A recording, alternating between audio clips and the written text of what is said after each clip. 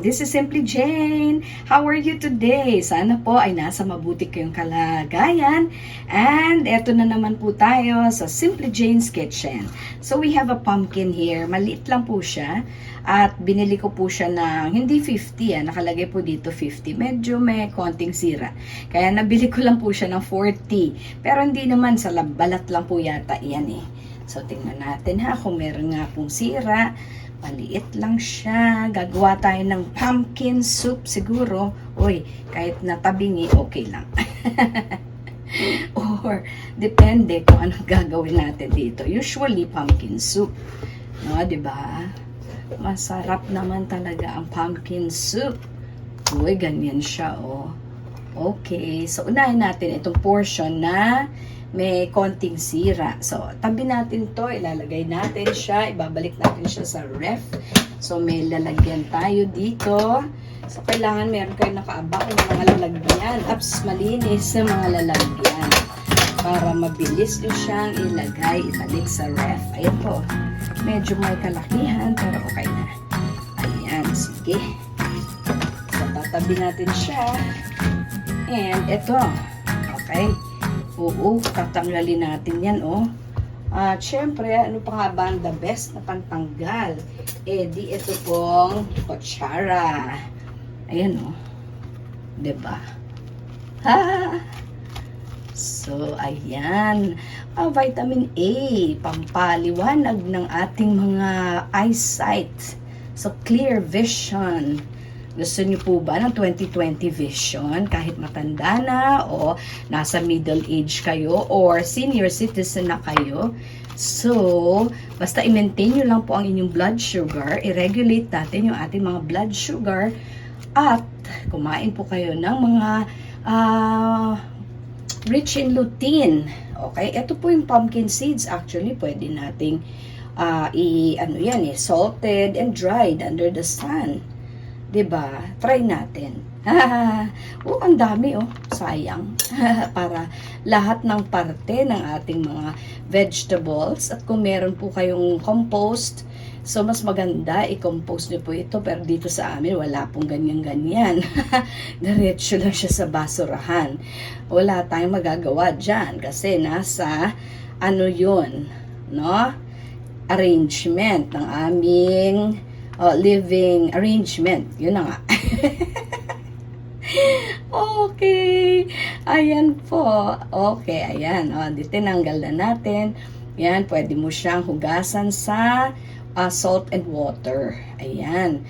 Para medyo mag-salty na siya at the same time.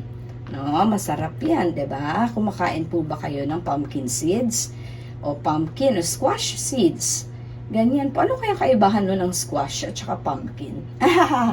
Alam ko yung mga pumpkins malalaki. Yung ginagamit sa Pero ito maliit lang siya. Pero sabi ng binilhan ko, talagang pumpkin naman siya kasi yellow ang color niya.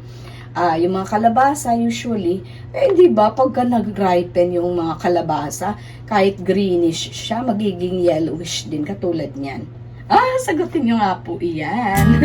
Meron po ba kayo kasagutan dyan? Ayan. So, sige. So, diretsyo na yun sa alright. So, mamaya, hugasan natin ito. Uunahin na lang natin ito, no? Parang hugasan na siya. Okay. Iganyan natin dito sa ating okay.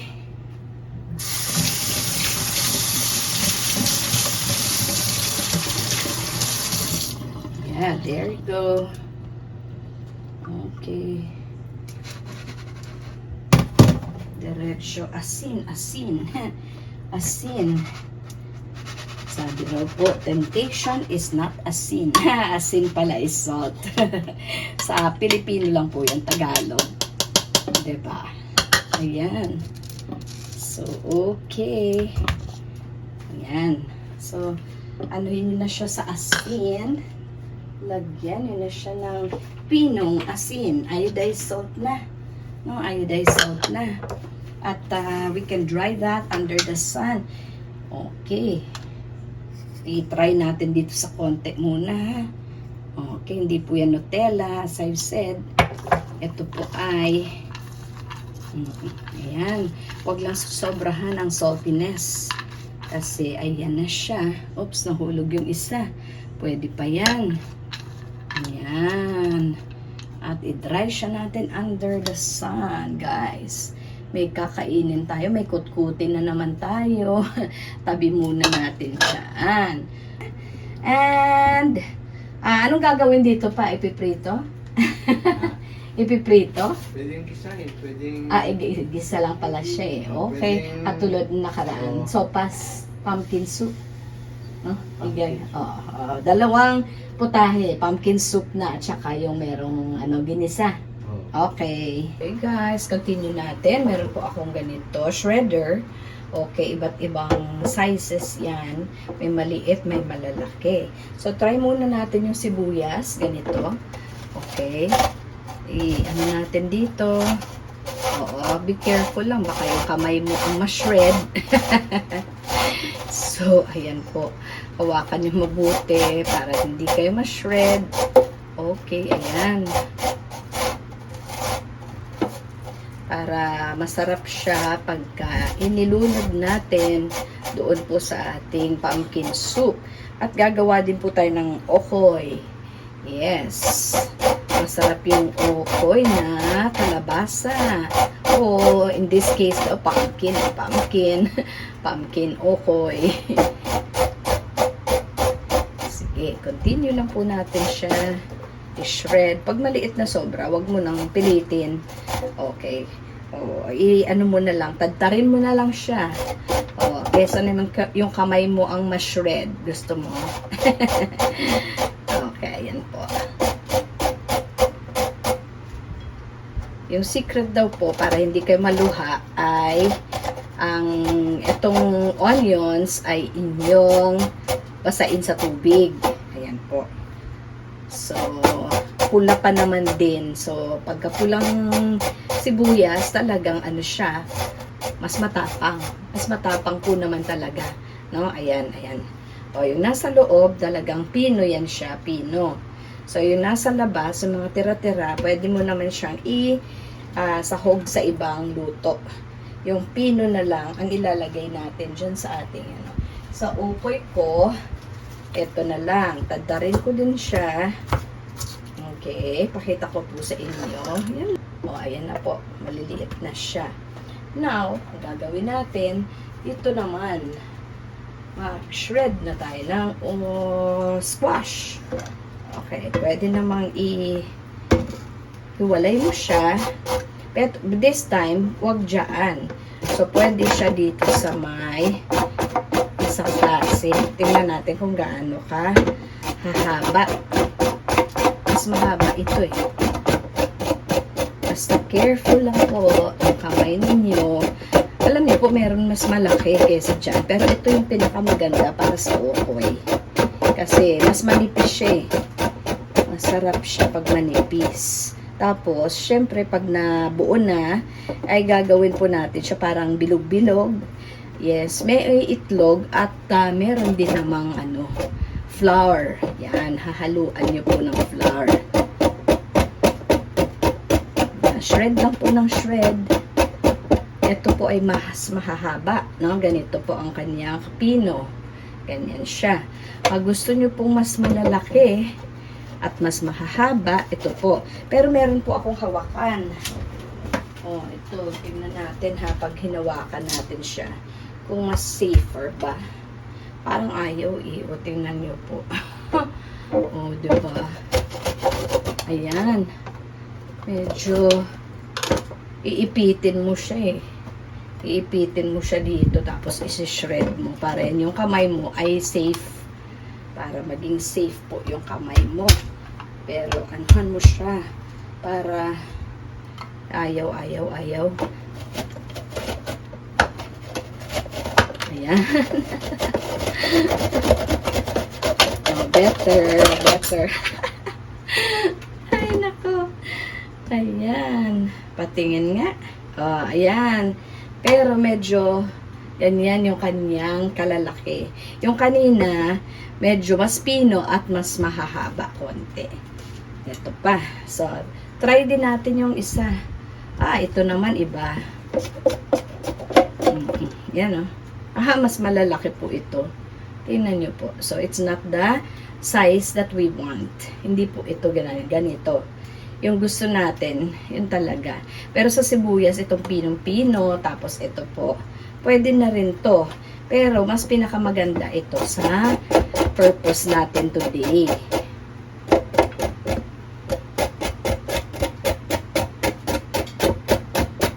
Pahaba na maninipis. Galing, no? Grabe sila mag-imbento. Alam nyo na kung sino yung mga gumagawa ng ganito, di ba? Very well known. Bakit kaya tatalino nila, no? Yay, pinagpala. Sobrang dami na nila. Very entrepreneurial, business-minded. Alam nyo na kung sino yung tinutukoy ni Simply Jane. Di ba? Okay. Ito. Ayan, mas medyo gumagaling na tayo, no? Mas gumagaling. Nakikita niyo po ba na maayos? Basta pag manipis na, wag mo nang pilitin. Okay na po yan. Yung aking binoboil ay medyo, ayan, malapit na rin siya. Pag lumambot, yun po ang gagawin natin na pumpkin soup. Ito namang sinishred natin ay ipiprito natin siya kasama ng itlog. Kasi binder po natin yung egg, diba? With the flour. Yan po. Wala tayong magagawa. Ganun talaga. Otherwise, yun. Wala tayong, hindi natin siya mabibilog. Hindi natin mabubuo yung gusto nating i-mold. Oops. Pag sobrang liit na, pwede mo naman siyang anuhin na lang. Slice ng pino.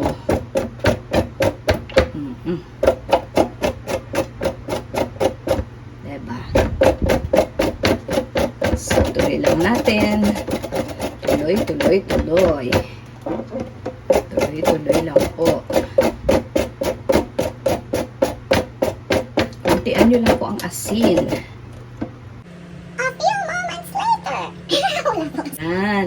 So, walang problema sa loob. Malambot at saka, siya. Ayan po. Nothing rough inside. Yan. Dito lang po sa labas ang medyo pagkaingatan natin. Kasi, syempre, yun po ang pang-shred talaga. So, ito po ang nangyari sa ating ginawa. Diba? Nag-shred tayo ng ating onions. So, i-mix natin siya, lagyan ng konting asin, at kung ano pang gusto nyong pang season dyan. So, in this case, ito masarap na siya. Basta may flour and egg. Okay? So, lagyan natin. Mga dry ingredients naman yan diba? These are all dry ingredients. Pero, mamimix mo pa siya pag meron kang egg. So, beat the egg. And po, we have 1 egg here. So, crack the egg. And then, ayan, let's beat that using your fork. Okay. Pwede naman po may beater. Pero, it's okay. Ganyan na lang. At dahil may asin na tayo dyan, huwag mo lang dagdagan. No? Kasi, lalo lang siyang, titingnan natin na baka maging basa sobra. Kung masobrahan. Pero okay lang to, isang egg. Tama lang siya. Okay. Tapos, diba? Mix na siya together. Lahat ng ating ingredients ay na-mix together na. Ito po ay para sa ukoy. So, in place of the fish, kasi, in place of your meat, kasi, hindi naman po, siya, obligatory. It's actually devotional. Pwede ka naman. No? Kung talagang wala ka nang makakain, so yung ulam mo ay yun lang, talagang chicken and pork, okay lang. Pero if you can help it, try to practice your devotional abstinence. Eto na po, ready na yan ha. So, boil your oil, talagang for deep frying. So, katulad nito, pwedeng ganito siya, isang ganyan. I-flatten natin siya, parang circles, ganyan. Oo, talagang ano na yan siya. Oo, kusa na lang siyang mag-form actually. No, ganyan. O, mas manipis, mas konti pa. Para madali siyang maluto dun sa oil. So, try to heat your oil. Talagang boiling point siya bago mo ilublob isa-isa. Yun. Guys, nag-boil na po tayo ng ibang portion ng ating pumpkin. So, ayan po yung boiled ay very easy to mash. So, we'll mash that up and then turn it into our pumpkin soup. Then, yun na. Let us try to put our oil. Reused oil lang po.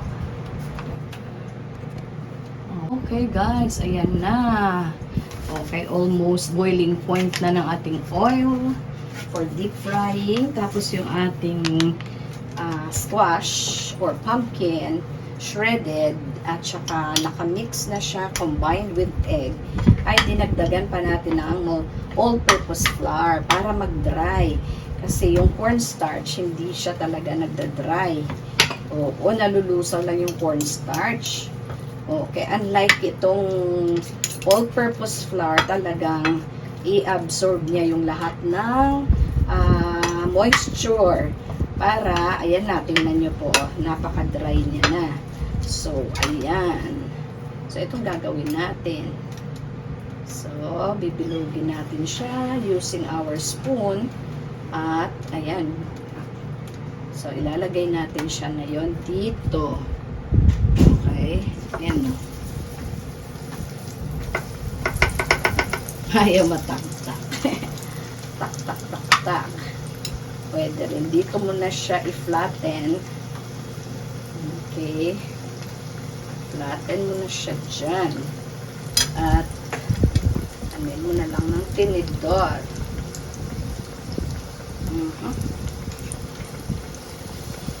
Ayan. Mas marami pa. Sa tinidor pa, no? Ayan, si Okoy.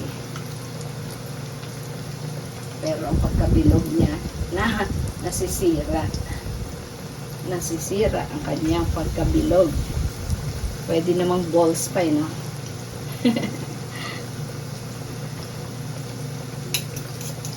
Okay, ayan, ayan, ayan. Okay, ayan, ayan, ayan.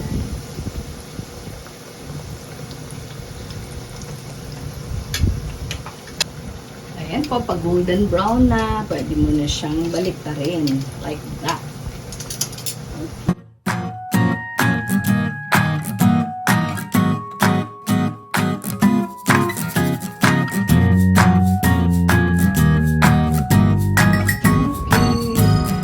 Ilusaw natin yung konting cornstarch, about 1 spoonful of cornstarch, at ihahalo natin dito sa ating sabaw. Okay. Yan ang ating pumpkin soup na masarap. Okay. So, maluluto hanggang mag-boil. Wala nang lettuce, so okay na. Ayan ang okoy. May ketchup and mayo. At ito naman, ang previous day na vegetable salad na may macaroni, corn, carrots, and potatoes. And of course, my cheese.